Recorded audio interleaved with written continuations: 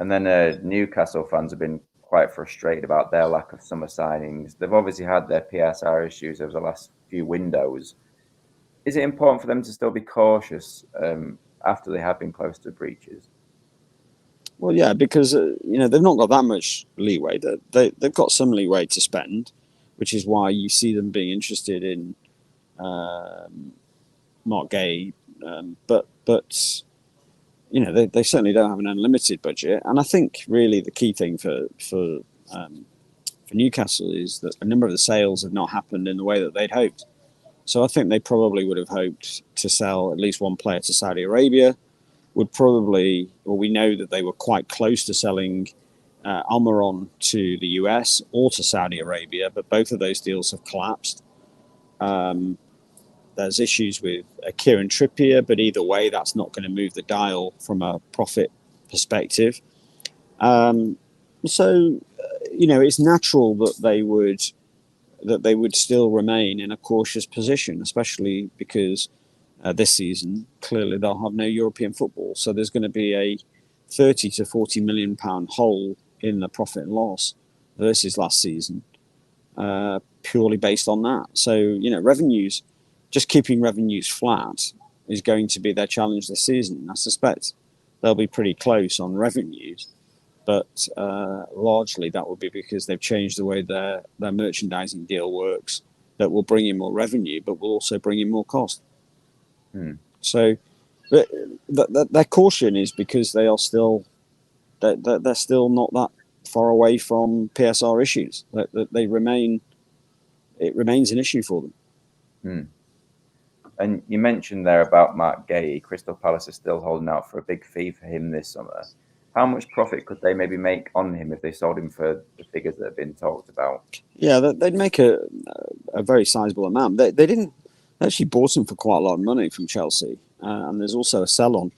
So, and you'll also have agent fees both on the way in when they bought him and also on the way out. So, it's very hard to calculate it exactly, but his net book value could easily be more than people think by the time you've added on the sell-on fee. So, the profit probably isn't quite as much as people think. But, don't get me wrong, it will be, a few tens of millions of pounds for for Crystal Palace if the deal is done at, let's say, 60, 65 million quid.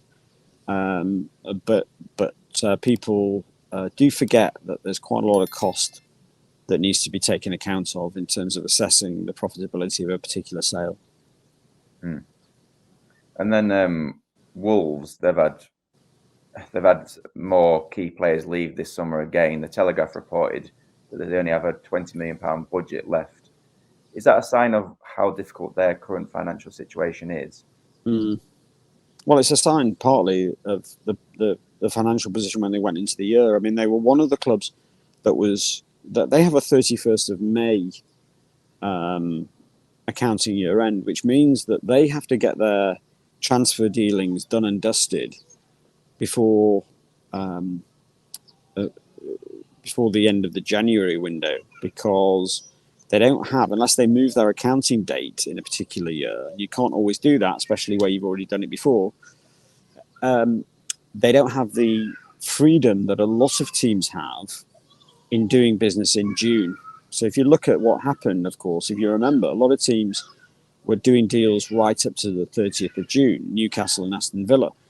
That was because of when their accounting end period is. Wolves are different. Wolves have got 31st of May. So the fact that they didn't move their accounting date and didn't do a whole load of deals right at the end of the window in January tells you that they probably just about got through 23-24 PSR. But if they only just got through 23-24, that tells you that they have to be very, very cautious this season. And clearly they've made very good profits on Kilman to West Ham. That was a deal where I think their in price was very low, aside from the sell-on fee. So they'll have made good money there.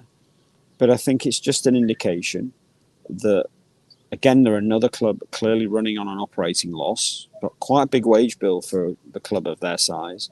They have no European football. And so they've got to be very, very cautious. And to be honest, I'd be surprised. I mean, 20 million quid.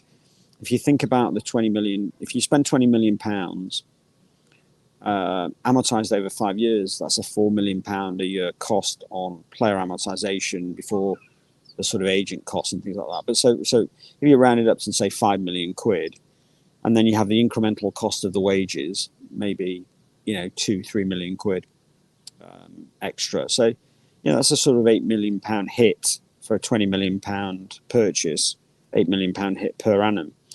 It just tells you that they're pretty close to that. They're feeling pretty close to the 105 limit, and they need to be really careful. Now, clearly, if they have a fantastic season and they know that they're going to finish, let's say, 5-10 places higher than their budget, that will give them a bit more flexibility as we go through the season. But I suspect that on their budget and on their sort of base case analysis, they're quite close to the 105 limit, and so they're being cautious, and that's what they should do. That is the way that sensible clubs should approach PSR.